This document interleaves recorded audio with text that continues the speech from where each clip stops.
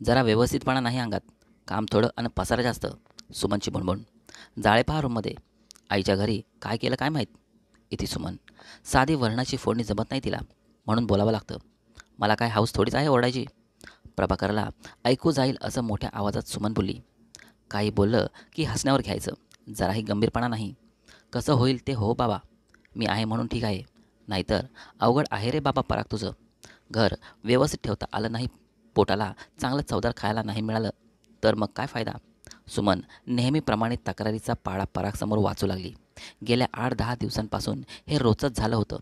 सुरुवातीला परागने ऐकून न ऐकल्यासारखं केलं होतं. पण गेल्या 2-3 दिवसांपासून त्यालाही आईचं म्हणणं पटू लागलं. नेहमी आनंदी आणि उत्साही राहणारा पराग थोडासा परेशान त्रस्त राहू लागला. नेहा माहेरी गेल्यावर फोनवर नेहमी हसत थट्टा विनोद करत नेहाशी बोलणारा पराग यावेळी मात्र तुटक बोलू लागला. नेहा आणि पराग लहानपणापासून एकाच वर्गात शिकले आणि वयात आल्यावर एकमेकांच्या प्रेमात पडले. गेल्याच वर्षी लग्नबंधनात अडकले. दोघंही सतत उत्साही आणि हसतमुख असणारे, थट्टा मस्करी करणारे आणि आजूबाजूचं वातावरण प्रसन्न ठेवणारे. शिक्षण झालं, दोघांचे जॉब सुरू झाले आणि आता लग्नही झालं. जसा पराग वागायचा तशीच नेहाही अगदी मन मोकळेपणाने सासरी वावरायची.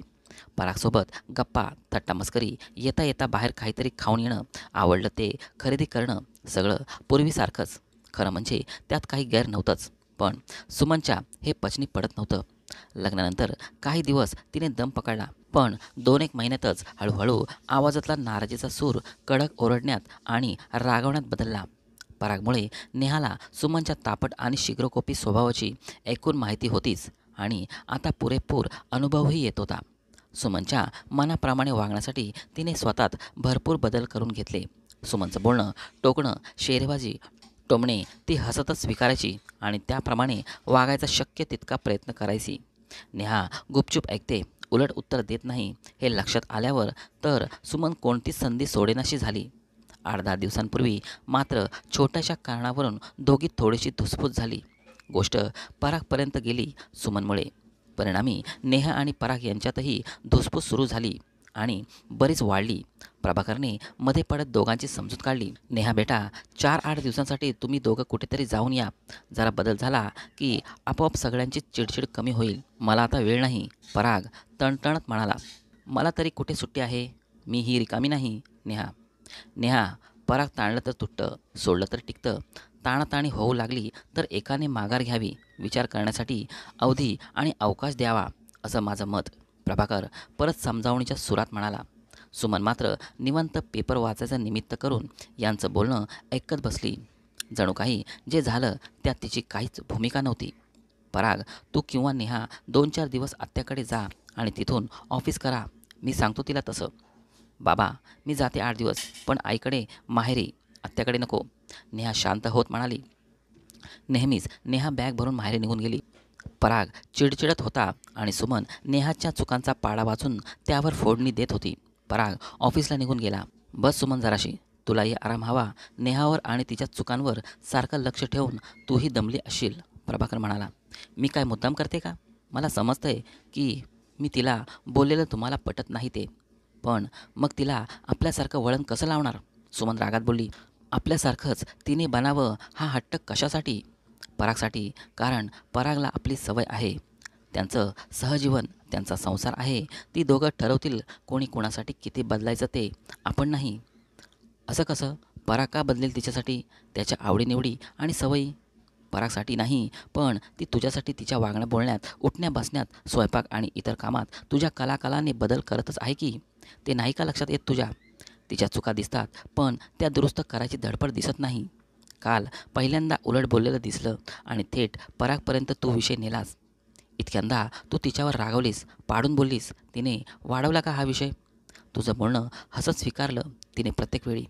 परागवर रागवते का तू असं? नेहाने टापटीप सगळं काम उरकावं असं तुला वाटतं, पण परागने फेकलेला टॉवेल असो वा मोजे ते तुला दिसत नाहीत?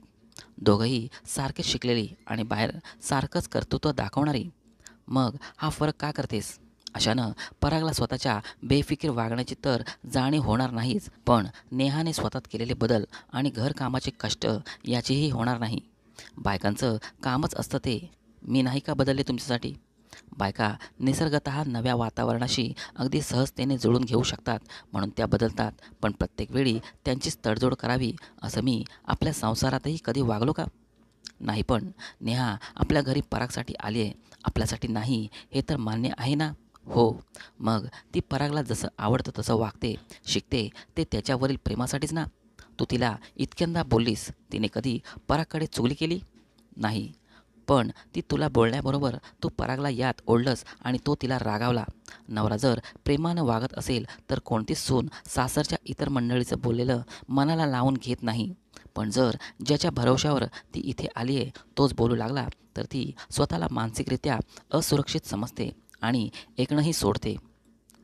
मला वाटलं घरात आनंदी आनंद हवा असेल तर तू परागच्या मनात तिच्याविषयी काही भरू नकोस. उलटपक्षी ज्यासाठी तिला बोलवतेस त्या चुका आपल्या राजकुमारही करतो, तेव्हा त्यालाही त्याच्या चुका दाखव. त्याच्या पसारासाठी तिला जबाबदार धरू नकोस. पटते का? खरंच की नेहा तशी खूप चांगली मुलगी आहे. पण माझ्याच वागण्यात सासूपणा आणि दुजाभाव आला आणि तिला रागात बोलणं वाढलं. चुकलंच हो माझं. आता काय करायचं? काही नाही. आपल्यामुळे त्यांच्या मनात दरी पडेल, एकमेकांविषयी अडी निर्माण होईल असं बोलायचं, वागायचं नाही. कधी त्यांच्यात दुसऱ्या कोणत्या कारणाने वितृष्ट आलं तर ते दूर करण्याचा प्रामाणिक प्रयत्न करायचा.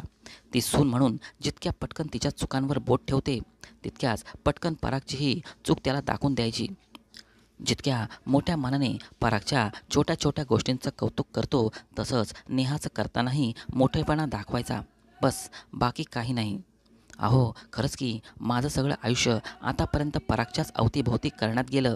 तोच माझा विश्व होता. नेहा आली आणि वेळेची विभागणी झाली. पण मी त्याला चुकून प्रेमाची विभागणी समजले आणि मीच किती चांगलं परागचं लक्ष ठेवते हे सगळ्यांवर बिंबवत गेले. पण मनात नेहासाठीही तोच प्रेमाचा भाव ठेवला तर दुप्पट प्रेम मिळेल हे विसरले. चला आता पटकन आवरा. बरं, बाजारात जायचंय. बाजारात कशासाठी? कशासाठी काय? पहिला संक्रांत सण आहे नेहाचा. मस्त पैठणी आणि तिळगुळ घेऊन जाऊ तिच्या माहेरी आणि तिला घेऊन येऊ. नातं तिळासारखं पुष्ट आणि गोळासारखं घट्ट बांधून ठेवणारं नको का करायला? मित्रांनो, तुम्हाला ही कथा कशी वाटली मला कमेंट करून जरूर सांगा. व्हिडिओ आवडल्यास व्हिडिओला लाईक, शेअर तसेच चॅनलला सबस्क्राईब नक्की करा. धन्यवाद.